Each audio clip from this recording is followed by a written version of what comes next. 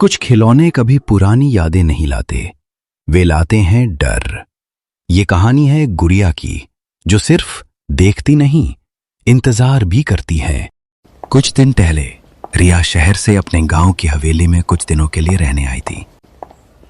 एक दिन हवेली में घूमते घूमते वो हवेली के स्टोर रूम की तरफ जाती है। वहां उसे एक पुराना संदूक मिलता है। संदूक के अंदर एक पुरानी चीनी मिट्टी की गुड़िया थी। गुड़िया की आंखें नीली थीं और उसके चेहरे पर हल्की सी मुस्कान थी, जैसे वो कोई राज छुपा रही हो। रिया कुछ देर तक उस गुड़िया को देखती रही और फिर हल्की सी हंसी के साथ उसे बाहर फेंक देती है। इसके बाद वो अपने कमरे में जाकर सोने चली जाती है, मगर रात को वही गुड़िया उसके बिस्तर के पास बैठी होती है।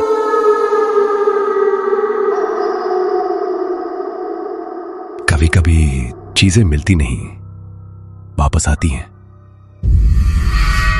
रात के सन्नाटे में रिया को अचानक अजीब सी आवाज सुनाई देती है। वो घबराकर उठ बैठती है। तभी उसे दूर से किसी डॉल की आवाज आती है, मुझे छोड़कर मत जाओ। एकाएक दरवाजे अपने आप खुलने लगते हैं और कमरे की घड़ी भी रुक जाती है। ये सब देखकर रिया डरते डरते कमरे के बाहर निकलती है और चारों ओर नजर दौड़ाकर घबराई हुई आवाज में कहती है, कौन है? कौन है वहां? कोई जवाब नहीं आता। वो धीरे धीरे वापस अपने कमरे में लौटती है तो उसकी नजर बेड पर पड़ती है। वही पुरानी डॉल बैठी होती है।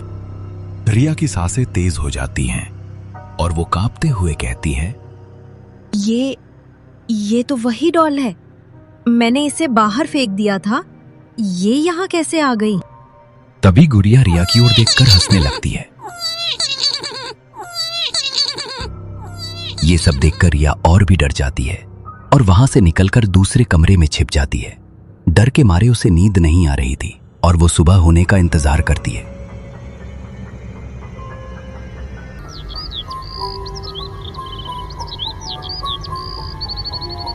अगली सुबह जब रिया उठती है तो उसके मन में बहुत सारे सवाल उठते हैं। आखिर ये गुड़िया उसके कमरे में वापस कैसे आई और ये अजीब सी आवाज किसकी थी?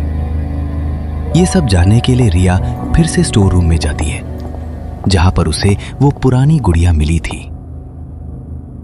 वहां जाकर रिया थोड़ी बहुत छानबीन करती है। तभी उसे एक पुरानी डायरी मिलती है। डायरी से रिया को पता चलता है कि ये गुड़िया उसकी परदादी की थी, जो रहस्यमय ढंग से मर गई थी। पुरानी डायरी के पन्नों से यह भी खुलासा होता है कि इस गुड़िया में एक बच्चे की आत्मा कैद है, पर किसकी आत्मा कैद है ये आज तक कोई नहीं जान पाया। डायरी के आखिरी पन्ने पर लिखा हुआ था कि अगर इस गुड़िया से छुटकारा पाना है तो इसे अमावस्या के आखिरी दिन शाम 6 बजे से पहले एक पीपल के पेड़ के नीचे जला देना होगा और बिना पीछे मुड़े सीधे आगे की ओर चले जाना होगा। ये पढ़कर रिया के होश उड़ जाते हैं, क्योंकि उसी दिन अमावस्या का आखिरी दिन था। वो तुरंत उस गुड़िया को लेकर पीपल के पेड़ के नीचे पहुंच जाती है उसे जलाने के लिए। रिया उस गुड़िया को जलती हुई आग में फेंक देती है और बिना पीछे मुड़े आगे की ओर चली जाती है।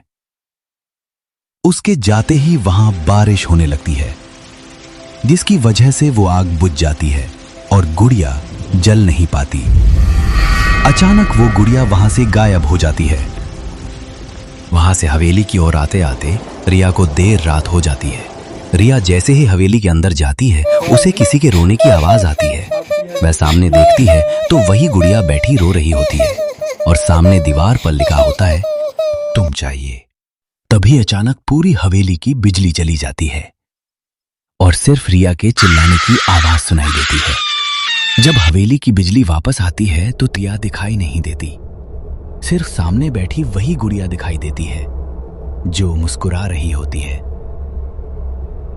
कभी कभी खिलौनों को खेलने के लिए बच्चे नहीं, सिर्फ एक और आत्मा चाहिए होती है। अगर आपको ये कहानी पसंद आई हो तो इसे लाइक जरूर करें, चैनल को सब्सक्राइब करें और अपने दोस्तों के साथ शेयर करना बिल्कुल ना भूलें।